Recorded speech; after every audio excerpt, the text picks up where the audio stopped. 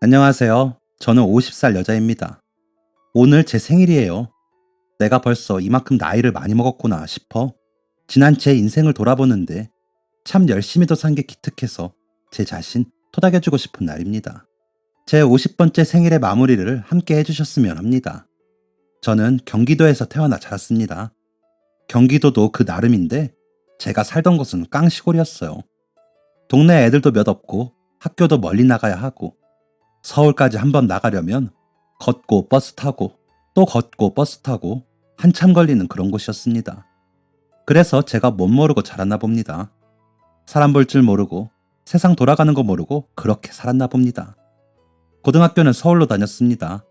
집에서 버스 타고 지하철 타고 걸어가는 시간까지 거의 2시간이 걸리는 거리였는데 부모님께 안 보내주시면 확 대머리로 밀어버린다고 협박까지 해가며 갔던 학교였습니다. 서울에 있는 고등학교에 간다고 서울 사람이 되는 것도 아닌데 말이죠. 그래도 그땐 좋았습니다. 부모님께서 공부 못하면 다시 전학 보낸다고 해서 공부도 죽어라 했습니다. 그 사람 많은 지하철에서 손바닥만한 공책에 영어 단어며 수학이며 적어두고 외웠습니다. 그래서 그 시절에 저 대학까지 갔습니다. 부모님께서 고민을 많이 하셨는데 제가 외동이기도 했고 안 되면 아버지가 대출까지 받을 작정으로 저 보내줬습니다. 그런데 그렇게 꿈만 같던 대학에 가서 사고를 치고 말았습니다. 저도 사고라고 말하고 싶지 않은데 사람들은 그러더라고요. 사고라고, 사고 쳤다고. 같이 공부하던 선배였습니다. 제가 1학년, 선배가 4학년 때 만나서 공부하다가 정들었고 제가 2학년 때 선배는 회사원 되고 그해 여름에 아이가 생겼다는 사실을 알게 되었습니다. 남들 눈에는 한심하게 보였겠지만 저는 이 아이를 지켜야겠다는 생각뿐이었습니다. 생긴 아이를 어떻게 지우나요? 그건 남자친구도 의견이 같았습니다. 처음엔 좀 곤란해 보이더니 책임지겠다고 하더라고요. 든든했습니다. 저희 아버지가 정말 무섭거든요. 남편은 그때 맞아 죽을 각오하고 저희 집에 갔습니다. 예상대로 아버지 노발대발하며 난리 나셨고 어머니는 그대로 냉수 한 통 들이키셨습니다. 저랑 남편은 그대로 집 마당으로 쫓겨났습니다. 그늘도 없는 땡볕에서도 둘이 좋다고 꼭 붙어있던 기억이 납니다. 그렇게 한 1시간 있었나? 어머니께서 그러다 죽겠다며 일단 들어오라고 하셨고 아버지가 남편에 대해 이것저것 묻기 시작했습니다. 다니는 회사는 어딘지, 부모님은 뭐 하시는지 이런 질문들이었습니다. 그땐 저런 걸 왜 묻나 했는데 지금 생각해보면 그거라도 안 물어보셨으면 아버지는 미치셨을지도 몰랐겠구나 하는 생각이 듭니다. 그렇게 허락 아닌 허락을 받았습니다. 딸이 임신해서 왔는데 이걸 때릴 수도 없고 결국 부모가 져줄 수밖에 없는 것이었습니다.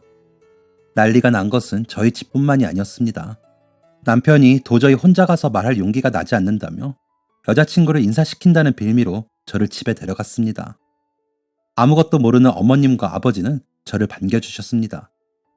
이제 막 직장에 들어간 아들이 자기보다 6살이나 어린 여자애를 데려오는데 그냥 가볍게 정말 인사만 하겠구나 여기셨을 겁니다. 잘 차려진 식탁에 앉아 아버님이 첫 술을 뜨려고 하기도 전에 벌벌 떨던 남편이 사실을 고백했습니다. 저는 그때 저희 아버지보다 무서운 사람을 처음 봤습니다. 아버님은 손에 잡히는 건 다 던졌습니다. 그래도 제 쪽으로는 던지지 않으셨습니다. 남편은 계속 죄송하다고 잘못했다고만 했습니다. 우리 아기는 죄송하고 잘못한 존재가 되어야 하는 순간이었습니다. 아버지는 화만 내시다가 집 밖으로 나가버리셨고 어머님이 저희를 거실에 앉히셨습니다. 이름이 미정이라고 했지? 네 어머님. 어머, 아니 그래. 네가 아직 너무 어려서 뭘 모르는 것 같은데 아이를 낳고 키운다는 건 그렇게 간단한 문제가 아니야. 간단하게 생각하지 않아요. 너의 모든 걸 포기해야 해. 학업도 친구도 먹는 것도 그냥 일상 전부 다. 너 한창 놀 때인데 그럴 수 있겠니? 네 알아요. 다 포기할 자신 있어요. 어머님도 저보다 1살 많으셨을 때 오빠 낳았다고 얘기 들었어요. 저도 할 수 있어요. 그때랑 지금이랑 같니? 네 인생을 다 바꿔야 한다고. 너뿐만 아니라 우리 아들까지. 우리 아들 이제 회사 들어갔어. 아직 사회생활도 제대로 안 해본 애인데 내가 어떻게 키웠는데 어디 내 아들 인생을 망치려고 들어. 망하려면 너 혼자 망해. 쬐깐한 게 여우처럼. 우리 아들 꼬셔가지고 어딜 감히. 어머니는 못 참겠다는 듯이 쏘아대기 시작했습니다. 저는 너무 당황스러웠고 그건 남편도 마찬가지였나 봅니다. 그 이후로 남편의 입에서 시댁 얘기는 나오지 않았습니다. 엄마에게 듣기론 어머님과 몇 번 전화를 했다고 했습니다. 그러면서도 엄마는 계속 다시 생각해보라고만 했습니다. 그때 저는 절대 아이를 놓지 않겠다고 생각했습니다. 어떻게든 지킬 거고 보란 듯이 잘 살아보겠다고 했습니다. 결국 시부모님도 마지못해 저희를 승낙해 주었습니다. 결혼식은 따로 안 올렸습니다. 시부모님이 무슨 자랑이라고 올리냐며 그마저도 못하게 했습니다. 혼인신고도 하지 말라는 거 남편이랑 둘이 가서 몰래 하고 왔습니다. 다음 해 봄이 시작될 무렵에 세상에서 가장 아름다운 저희의 딸이 태어났습니다. 생전 그렇게 작은 아기는 처음 보는지라 신기하기만 했습니다. 보기만 해도 코끝이 찡해지고 만지기도 조심스럽고 입만 조금 오물거려도 마냥 신기했습니다. 저는 제 딸을 위해 최선을 다했습니다. 주변에 애 키우는 친구도 없고 그만큼 정보도 없어서 서툴렀지만 혼자서 책 읽고 엄마에게 여쭤보며 열심히 키웠습니다. 남편은 결혼 후부터 조금씩 빈둥빈둥 되더라고요. 착실하고 성실한 모습이 좋아서 만난 거였는데 결혼 후 알게 된 본 모습은 뭐든 대충 하고 귀찮아하는 사람이었습니다. 그리고 막 사회생활을 시작해서 그런지 새로운 환경에 대한 모든 걸 엄청 난 거라도 되는 듯 받아들이더라고요. 거기엔 일도 있었고 어떤 경험도 있었고 사람도 있었습니다. 하지만 육아는 없었습니다. 아이가 2돌쯤 되어가는데 좀 이상하더라고요. 그맘때쯤 되면 다들 걷고 뛰고 한다던데 저희 아이는 까치발로 겨우 걷는 정도였습니다. 그러고 보니 계속 뭔가 좀 걸리는 것들이 있었습니다. 한창 기어다닐 때 기어가는 것도 좀 특이하게 한다 싶었고 장난감을 가지고 놀거나 밥을 먹을 때에도 오른손만 꼼지락 하더라고요. 주변에 비교할 만한 아기도 없었고 아기가 아파하는 게 아니니까 그전까지만 해도 이상이 있을 거란 생각은 조금도 못했습니다.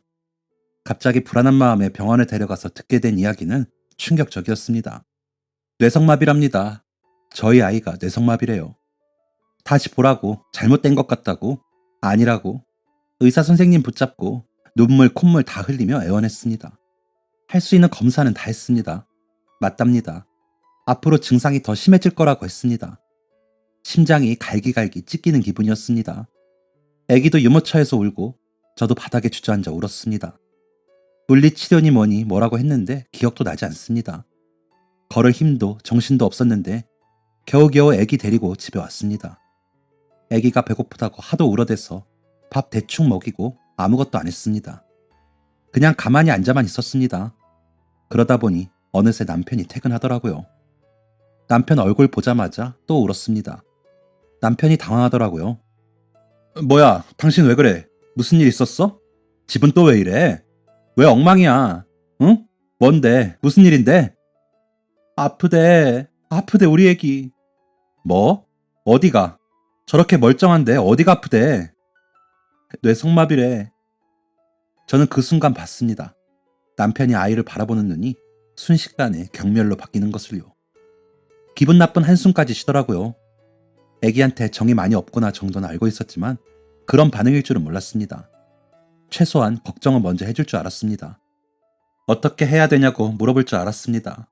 남편은 그럴 줄 알았어 하고 중얼거리더니 집 좀 치우라며 방에 들어가 버리더라고요. 남편은 안방에 있는 전화기로 누군가한테 전화를 걸었습니다. 어머님이랑 통화를 하는 것 같았습니다. 지금 이게 무슨 상황인가 싶더라고요. 그 설명은 다음날 어머니를 통해 알 수 있었습니다. 주말이라 남편은 회사에 나가지 않아서 늦잠을 자고 있었고 저는 아이 밥을 먹이고 있었습니다. 8시밖에 안 된 이른 시간이었는데 누가 배를 누르더라고요. 어머님이었습니다. 이게 무슨 일이니? 애가 아프다고? 어머니 오셨어요. 네, 뇌성마비래요. 참나, 대체 무슨 일이니? 사람 하나 잘못 들이면 집안이 망한다더니 딱 그 꼴이구나. 네?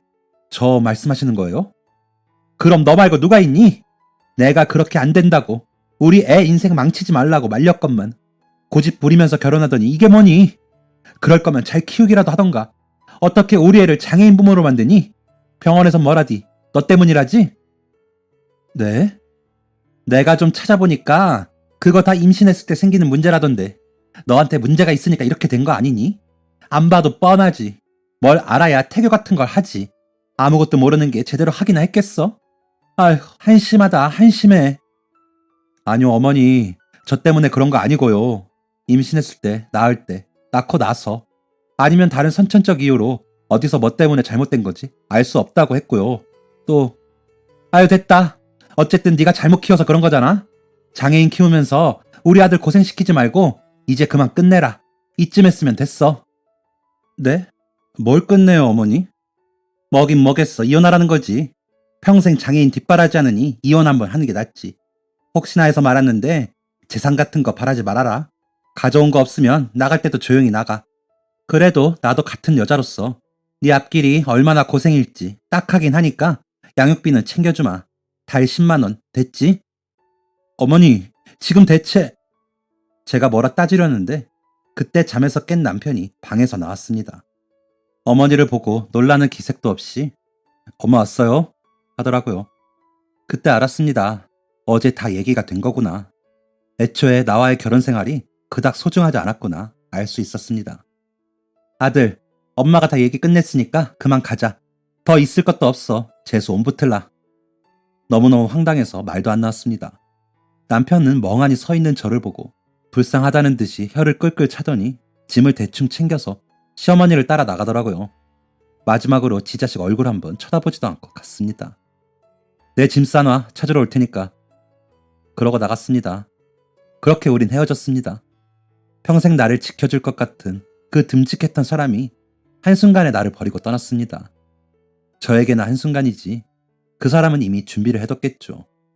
남편의 짐은 싹 챙겨서 팔았습니다. 맨날 정장만 입으면서 옷은 어찌나 많은지 옷만 가져다줘서 몇만 원은 받았습니다. 짐 찾으러 온 남편이 씩씩거리면서 제정신이냐고 따지길래 네 엄마가 쥐똥만큼 주는 양육비로 아픈 애 키울 수가 없어서 가져다 팔았다고 했습니다. 온갖 욕을 중얼거리면서 그냥 나가더라고요. 그게 제가 할 수 있었던 유치하고 무식한 복수였습니다. 그렇게 제 나이 24살에 이혼한 여자가 되었고 싱글맘이 되었고 뇌성마비 아이를 키우는 엄마가 되었습니다. 사실 처음엔 좀 억울한 마음이 들었습니다. 왜 우리 아이가 이렇게 되어야 하는지, 남들이 평범하게 누릴 수 있는 걸 왜 우리 아이는 못 누리는 건지, 왜 하필 우리 아이인지 억울했습니다. 하지만 절대 포기하지 않기로 했습니다. 내가 이 아이를 가진 순간 무조건 이 아이를 지키겠다는 다짐을 어떻게 해서든 지키고 싶었습니다. 아주 보란듯이 잘 살겠다고 다짐했습니다. 아이가 아직 어리고 계속 발달하는 중이라 약물은 이루고 물리치료만 하면서 지켜보자고 하더라고요. 저는 물리치료가 그렇게 비싼 줄 처음 알았습니다. 저희 아이에게 첫 번째로 나타나는 증상은 운동 기능의 이상이었습니다. 선생님께서 검사를 해보니까 제가 알고 있던 것보다 더 왼쪽을 못 쓰더라고요. 놀이를 할 때에도 오른손으로만 하고 오른손을 못 쓰게 하면 화를 내더라고요. 선생님께서 물리치료하러 병원에 나오는 시간보다 그 외의 시간을 더 신경 써 주어야 한다고 했습니다. 집에서 균형 잡는 운동도 하고 소근육에 좋다는 활동도 최대한 많이 접해주려고 했습니다. 그리고 제가 현실에 부딪히게 되는 건 그리 오래 걸리지 않았습니다. 현실은 돈이었습니다. 결혼 후 살던 남편 명의로 되어 있던 집은 이혼 후 남편이 정리해버려서 친정의 도움으로 방 하나에 거실 하나 딸린 작은 집에 살고 있었습니다. 저 대학 등록금으로 준비해뒀던 돈으로 전셋집 얻어주신 거라 다행히 새 걱정은 없었지만 생활비가 문제였습니다. 일을 해야만 했습니다. 친정집에 들어가 살까도 잠시 고민했는데 갑자기 병원에 갈 일이 생길지도 모르고 앞으로 병원에 더 자주 가야 할 테고 친정집이 좁아 예민한 아기가 적응하기 힘들어할 것 같았습니다.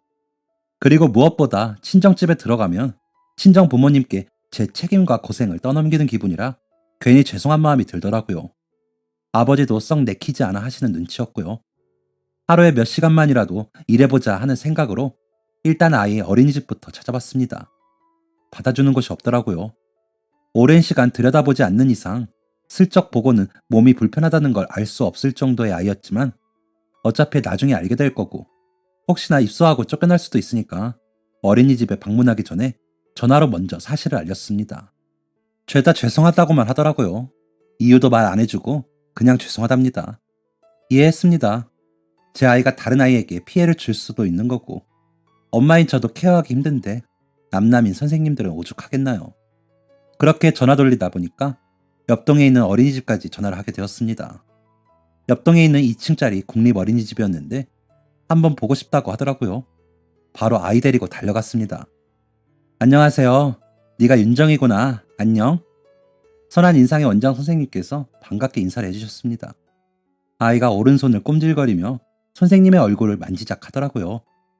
아이가 참 순하네요. 실례지만 나타나는 증상은 어느 정도인지 알 수 있을까요? 보육하는 입장에서 저도 미리 알아두어야 할 것 같아서요. 왼쪽 팔을 거의 못 쓰고 걷는 것도 아직 서툴러요. 말은 아직 엄마 맘마만 하고 씹는 것도 잘 못하고요. 많이 넘어지고. 그렇구나. 많이 도와줘야겠네요. 그 말이 뭐라고 눈물이 핑 돌았습니다. 아무도 저희 아이한테 그런 말을 안 해줬습니다. 심지어 저희 친정엄마도 어떻게 키우려고 그러냐. 고생길이 훤하다. 잘할 수 있겠냐. 이런 말들만 하셨거든요. 물론 저를 걱정하셔서 하신 말이라는 건 알지만 그땐 그게 그렇게 서운했습니다. 그런 저에게 원장님의 한마디는 너무나도 크게 다가왔습니다. 눈물을 겨우겨우 삼키면서 감사하다고 인사를 했습니다. 감사하긴요. 사실 저희 원에 윤정이 같은 아이가 여럿 있었어요. 정말요? 네. 2, 3년에 한 번씩 오는데 다들 가까이 사는 아이들이 아닌데 받아주는 곳이 없어서 저희 원까지 오게 되더라고요. 저는 윤정이 같은 아이들이 온다면 언제나 환영이에요. 얼마나 솔직하고 예쁜지 몰라요. 제가 잘 보살필게요. 어린이집에 보내는 시간만큼은 어머니도 편하게 일 보시고 마음 안 쓰이게 제가 잘할게요. 저희 원으로 윤정이 보내주셔서 감사해요, 어머님. 원장님의 그 진심 어린 말씀이 너무 감사했습니다. 다른 아이들은 원하는 어린이집이나 유치원 가서 둘러보고 괜찮으면 신청하고 하는 걸 저희 아이는 받아주는 곳 찾다가 겨우 입원을 했습니다. 남에게는 쉬운 일인데 저한테는 그 쉬운 것도 하나의 미션처럼 느껴지더라고요. 어쨌든 하나를 끝냈으니 다음은 일자리를 구하는 것이었습니다. 일할 수 있는 시간이 한정적이라 못 구하면 어쩌나 했는데 우연히 아이 어린이집 가는 길에 있는 마트에서 파트타임으로 개선원을 구한다고 했고 그대로 그 마트에서 일하게 되었습니다. 일하는 내내 아이가 잘 있을까 걱정이 되는 것 말고는 어려운 일은 없었습니다. 그렇게 아이가 초등학교 가기 전까지 3년 넘게 그 마트에서 일을 했습니다. 아이가 무사히 어린이집을 졸업할 수 있었던 건 어린이집 원장님과 선생님들의 덕이 컸습니다. 아이에게 있었던 사소한 일 하나하나 모두 말씀해 주셨고 다른 아이들과 차별 없이 활동을 할 수 있게 도와주셨고 다른 반 선생님들까지 나서서 윤정이를 많이 챙겨주셨거든요. 내가 비록 장애아를 키우고 있지만 이렇게 좋은 사람들이 사회에서 도와준다면 참 할만하겠다 싶었습니다. 아이는 너무 씩씩하게 성장하고 있었습니다. 언어 발달이 느려서 걱정했었는데 우려와는 달리 언어는 정상적으로 발달이 되었고 커갈수록 증상은 근육 이상으로 좁혀지고 도드라졌습니다. 더 어렸을 땐 왼쪽을 절긴 했지만 그래도 한 발, 두 발 걷긴 했는데 근육이 발달이 안 되니까 점점 걷는 것도 못하게 되더라고요. 결국 7살 무렵부터 휠체어에 의지를 해야 했습니다.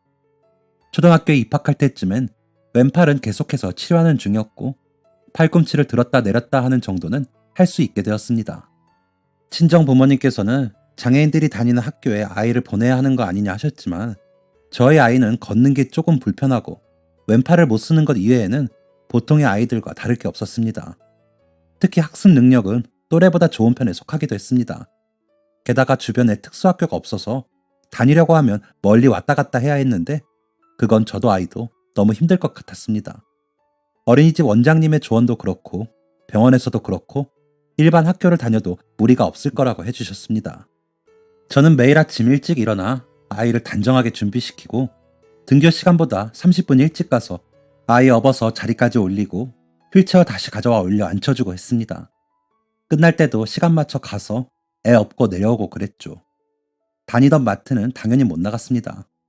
우선 처음 한 달만 적응시키는 과정이라 생각하고 아이 봐주다가 또 낮 시간대 파트타임 일자리를 구하던 밤에 할 일을 구하던 하려고 했었죠. 그런데 일자리를 구하지 않아도 될 사건이 발생합니다. 아이가 한글을 혼자 쓰게 된 7살 무렵부터는 혼자 일기 쓰는 것을 좋아했습니다. 글보다 그림이 더 많은 일기였지만 아이의 감정이 고스란히 들어간 솔직한 일기였죠. 제 딸이라고 해도 그건 사생활이니까 절대 몰래 보지 않겠다 다짐했죠. 그런데요, 제가 장담하는데 초등학생 딸 일기 안 훔쳐본 엄마는 없을 겁니다. 초등학교 생활에 대해 도통 말을 안 해주니까 궁금해 죽겠더라고요. 그래서 아이가 학교에 들어간 지 한 달쯤 되었을 때 결국 저는 아이의 일기를 보게 됩니다. 너무너무 충격적이었습니다. 학교 가기 싫다는 내용만 가득하더라고요. 서툴게 그린 그림도 한눈에 보아도 다 우울하고 어둡기만 했습니다. 아이들이 쳐다보는 게 너무 싫다는 글, 휠체어 타는 것도 싫고 아무도 안 놀아줘서 싫다는 글만 적혀 있었습니다. 머리를 누가 세게 때린 것처럼 어지러웠습니다. 제 딴에는 아이를 위해 결정한 일이었는데 아이가 그런 마음을 가지고 있을 줄은 정말 몰랐습니다. 저는 다음날 아이에게 솔직한 마음을 말해달라고 부탁했습니다. 윤정아, 학교 다니는 게 많이 힘들어? 아이는 처음에 머뭇거리더니 끝내 고개를 끄덕이더라고요. 어린아이가 얼마나 상처를 받았으면 이럴까? 너무 속상해서 목소리가 떨렸습니다. 뭐가 힘들었어? 엄마한테 말해줄래? 그냥 다요. 애들이 자꾸 나 보는 것도 싫고, 자꾸 아픈 애라고 하는 것도 싫고, 아무도 저랑 같이 급식 안 먹어주고, 휠체어 거슬린다고 하고, 그냥 다 싫어요. 아이가 울더라고요. 가슴이 찢기는 것 같았습니다. 내 욕심 때문에 아이가 상처를 받았구나 생각하니 견딜 수가 없었습니다. 그대로 아이 안고 같이 울었습니다. 저도 아이도 그 정도로 운 건 처음이었던 것 같네요. 결국 학교는 그대로 그만뒀습니다. 홈스쿨링을 결심했습니다. 아이가 그렇게 해보고 싶다고 했거든요. 친정 부모님이며 동네 사람들은 저 엄마가 드디어 미쳐서 애 교육도 안 하고 내팽겨치는구나 라고 말했습니다. 요즘에야 홈스쿨링이라는 말이 생겼지. 예전엔 그냥 학교 안 가는 아이로 받아들였거든요. 잠깐이었지만 학교를 다니는 동안 힘들고 지쳐 보였던 아이는 다시 생기를 찾았습니다. 저는 집에서 부업을 하며 적은 돈이라도 벌었고 아이 학습지도 사주고 가끔은 선생님이 되어서 공부도 알려줬습니다. 점차 아이의 컨디션이 안정이 되었을 때 저는 슬슬 일자리를 알아봐야 했습니다. 예전부터 말이 나오긴 했었는데 제가 살던 곳이 재개발이 확정되었습니다. 같은 건물에 살던 집주인은 살 집 얼른 알아보라고 했고 저는 갑자기 발등에 불이 떨어졌습니다. 계약은 몇 달 남아 있었지만 재개발이 생각보다 빨리 진행되게 되어서 집주인이 남은 달 전세금 이자 붙여서 줄 테니 빨리 좀 나가달라고 했습니다. 무슨 방법이 없을까 하다가 친정 엄마가 얼마 전 전화를 하셨던 말씀이 떠올랐습니다. 저희 외할아버지 외할머니는 책방을 운영하셨습니다. 지금은 돌아가셨지만 2층엔 할머니 할아버지가 사셨고 1층 구석에 있던 작은 책방이었는데 뭐 레코드판도 있고 소설책도 있고 만화책도 있고 옛날 교과서도 있는 그런 오래된 곳이었습니다. 그걸 이모가 받아서 운영하고 있었는데 드나드는 사람이 없으니 돈도 안 되고 차라리 다른 사람한테 넘겨서 세나 받을 작정이라고 하셨습니다. 저는 바로 이모한테 전화했습니다. 그 책방 제가 운영하면 안 되냐고요. 무슨 생각으로 그랬는지 모르겠는데 그때는 그게 최선이라고 여겨졌습니다. 책방 안쪽에는 서랍장 하나 놓고 둘이 누워서 잘 수 있는 사이즈의 방이 하나 있었습니다. 화장실도 있었고 책들 치워서 큰 상 하나 놓고 버너 놓고 요리도 할 수 있는 사이즈였습니다. 그곳은 저희의 집이자 일터이자 서재가 되었습니다. 윤정이가 적응을 못하면 어쩌나 걱정했는데 생각보다 너무 좋아하더라고요. 우와, 엄마, 여기에 있는 책 다 읽어도 되는 거예요? 그럼 당연하지. 윤정이 읽고 싶은 거 다 읽어. 방이 좁아서 불편하진 않겠어? 괜찮아요. 집 넓으면 화장실 가기 불편해요. 딱 좋아요. 엄마랑 꼭 붙어서 잘 수 있잖아요. 윤정이와 함께라면 어떤 것도 이겨낼 수 있을 것 같았습니다. 윤정이는 하루 종일 책을 몇 권 읽고 학습지도 열심히 풀었습니다. 그런데 이모에게 들었던 것처럼 책방에 손님이 없더라고요. 일주일 동안 10명 정도가 와서 둘러보고 가는 게 전부였습니다. 당장 일을 구해야 했습니다. 그러다 옆 건물 목욕탕에 청소하는 사람을 구한다는 걸 건너편 부동산 아주머니가 알려주셨고 저는 당장 하겠다고 했습니다. 뛰면 10초도 안 걸리는 바로 옆 건물이고 윤정이도 8살이 되었으니 괜찮았지만 그래도 혼자 두는 건 영 마음이 편치 않더라고요. 더군다나 청소 시간이 사람들 없는 새벽 시간이라서 더 걱정이 되었습니다. 제가 맨날 청소 끝나면 집에 가기 바쁘니까 하루는 목욕탕 주인 할머니께서 물어보시더라고요. 애가 몇 살이요? 8살이에요. 밥은 잘 먹고, 들어보니까 책방에서 산다던데, 거기 화장실은 있던가? 밥 잘 먹어요. 화장실도 있고요. 씻기엔 좁지? 저는 대답 없이 웃었습니다. 책방에 있던 화장실은 씻는 용도로 만들어진 화장실이 아니라 엄청 좁았습니다. 더군다나 몸이 불편한 아이가 사용하기에는 더 불편했습니다. 내일부턴 더 일찍 나와요. 한 10시쯤 오면 되겠네. 어차피 밤에 사람도 없어. 그리고 애도 데려와서 씻겨요. 그 쬐깐한 곳에서 잘 씻겨지긴 하겠어. 정말요? 감사합니다. 감사합니다, 사장님. 이제 보니 저 인복이 많네요. 어린이집 원장님부터 목욕탕 주인 할머니까지.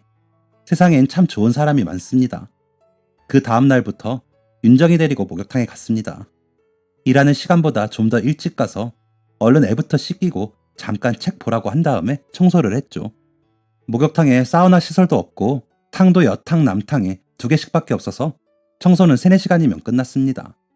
그럼 새벽 2시가 다 되어갔는데 윤정이는 대부분 잠들어 있었습니다. 딱하기도 했지만 고맙기도 했습니다. 부모님 사랑 듬뿍 받으면서 행복한 일만 누리기에도 부족한 나이인데 엄마를 잘못 만나 고생만 하는 것 같았습니다. 목욕탕 일은 한 2년 정도 했습니다. 주인 할머니가 돌아가시면서 목욕탕 문도 닫게 되었고 저도 그만두게 되었던 거죠. 그 이후엔 책방 건너편에 있던 닭집에서 일을 했습니다. 그때 기름에 데인 상처가 아직도 있는데 유리창을 사이에 두고 윤정이를 볼 수 있어서 만족스러웠습니다. 닭집에서는 조금 오래 일했습니다. 윤정이가 중학교에 가기 전까지요. 강요하지 않았는데 윤정이가 중학교에 가고 싶다고 하더라고요. 걱정이 되었지만 언제까지고 데리고 있을 순 없는 노릇이니 그 뜻을 따랐고 근처에 있는 여자 중학교에 가게 되었습니다. 아이는 생각보다 더 적응을 잘했습니다. 친구들도 잘 챙겨준다고 했고 선생님도 배려를 많이 해주신다고 했습니다. 초등학생 때는 그런 배려와 시선들을 무서워했는데 성장하면서 그런 시선을 견딜 수 있는 아이가 된 것 같아서 기뻤습니다. 학교 생활이 너무 즐겁다고 하던 날에는 제 심장이 다 두근거리더라고요. 심지어는 중학교 2학년 때 반에서 1등을 해와서 둘이서 삼겹살집 가서 파티도 했습니다. 그 이후로 저는 편의점에서도 일하고 마트에서도 일하고 반찬 가게에서도 일하면서 차분히 돈도 모으고 생활비도 하고 했습니다. 윤정이는 문제없이 고등학교까지 진학했고 성적도 좋고 적응도 잘해주었습니다. 그렇게 책방에서 책만 보고 책을 그렇게 좋아하더니 우리 윤정이요, 지금 공무원입니다. 장애인 전형 시행한 그 다음 해에 떡하니 합격했습니다. 남들은 다 포기하라고 어떡할 거냐고 아무것도 못하고 평생 자식 뒷바라지나 하겠다고 했는데 저희에 누군 하고 싶어도 못한다는 공무원 됐습니다. 고등학생 때도 성적 좋아서 제가 대학교까지 가라는 거 엄마 더 고생시키기 싫다고 졸업하자마자 번역 알바하면서 자기 밥벌이 하더랍니다. 내 딸이지만 정말 대단했습니다. 공무원 되고 한 3년쯤 되었나 한 남자를 데려왔습니다. 남자친구라고 소개하더라고요. 사실 걱정이 많았습니다. 세상 물정 모르는 우리 윤정이가 이상한 놈 만날까봐, 그래서 상처받고 힘들어할까봐 걱정이 되었습니다. 제 남편처럼 그런 인간일까봐 겁이 났습니다. 더군다나 그 남자는 비장애인이더라고요. 그래서 더 마음이 쓰였습니다. 그런데 이런 제 마음을 윤정이 남자친구가 먼저 알아챈 건지 저를 안심시키려고 애쓰더라고요. 맨날 윤정이 집까지 데려다 주는 것도 모자라서 안아서 방까지 옮겨주고 평생 윤정이 안고 다녀야 하니까 운동도 열심히 하고 있다고 하고 똑똑한 아이인 것 같더라고요. 윤정이도 남자친구 부모님까지 만나고 왔는데 너무 좋은 분들이시라고도 했고요. 뭐 어쩌겠답니까? 둘이 좋다는데 그저 감사했지요. 그해 가을에 결혼날까지 잡았습니다. 그런데 결혼 앞둔 어느 날 윤정이가 그러더라고요. 엄마, 내가 고른 드레스 봤지? 응, 같이 골랐잖아. 너무 예쁘더라. 그 드레스는 치마에 장식이 많더라. 그게 왜? 서 있으면 더 잘 보이겠지? 더 예쁠 텐데. 그 예쁜 드레스 입고 엄마 손잡고 입장하면 좋을 텐데. 아무래도 휠체어를 타고 결혼식을 하는 게 마음이 쓰였나 봅니다. 아무 상관없다고 하니 고개는 끄덕였지만 여전히 근심이 가득한 표정이더라고요. 결혼식 준비는 정신없이 진행되었고 어느새 결혼식 날이 왔습니다. 저도 긴장이 많이 되더라고요. 아빠 없는 윤정이는 제 손을 잡고 입장하기로 했습니다. 저는 닫힌 문 뒤에서 세상 누구보다 아름답고 소중한 제 딸의 손을 잡고 있었습니다. 결혼식이 시작되고 웅장한 음악 소리가 흐르고 사람들이 가득 찬 식장의 커다란 문이 열렸습니다. 그때 갑자기 윤정이가 휠체어에서 일어나는 겁니다. 믿을 수가 없어서 벌벌 떨었습니다. 윤정이는 신발도 신지 않은 맨발로 한 발 한 발 앞으로 나아갔습니다. 식장에 있던 사람이 모두 일어났습니다. 아무도, 심지어 사회자도 아무 소리도 내지 않았습니다. 윤정이는 휘청거리는 걸 끙끙대며 걸어갔습니다. 저는 떨리는 손으로 윤정이를 부축해 주었습니다. 그렇게 아이는 10발자국을 걸었습니다. 7살 이후로는 평생을 휠체어에 의지했던 아이입니다. 그런 아이가 혼자 힘으로 10발자국을 걸었습니다. 사위는 알고 있었는지 쓰러지려는 윤정이에게 와서 부축을 하더라고요. 둘이 나란히 서서 저를 보고 삥긋 웃는데 그때 눈물이 터졌습니다. 꿈인지 생신지 몰라 눈물 흘릴 정신도 없었는데 그제서야 이거 진짜구나 싶어서 펑펑 울었습니다. 사돈도 울고 식장에 있던 사람들도 울더라고요. 다들 가장 행복한 눈물을 흘리고 있었습니다. 나중에 들어보니까 저랑 걸어서 입장하고 싶어서 사위랑 둘이 6달을 연습했다고 하더라고요. 일 마치고 하루 2시간씩 근력 운동이며 재활 운동을 했답니다. 오늘을 위해서. 제 딸의 안목이 틀리지 않았습니다. 사위 참 잘 얻은 것 같네요. 몸 조금 불편한 거 그거 아무것도 아니더랍니다. 누굴 만나고 어떻게 이겨내느냐에 따라 다릅니다. 몸 불편한 사람한테 무례하게 대하는 건 절대 안 되지만 무조건적으로 배려하고 과하게 신경 쓰는 것도 사람 불편하게 하는 것 같습니다. 그러니까 장애인이라고 이렇다 저렇다, 장애인 키우는 부모라고 이렇다 저렇다 하지 않았으면 합니다. 우리는 우리의 세상에서 보통의 세상으로 가려고 아등바등 열심히 살아가고 있으니까요.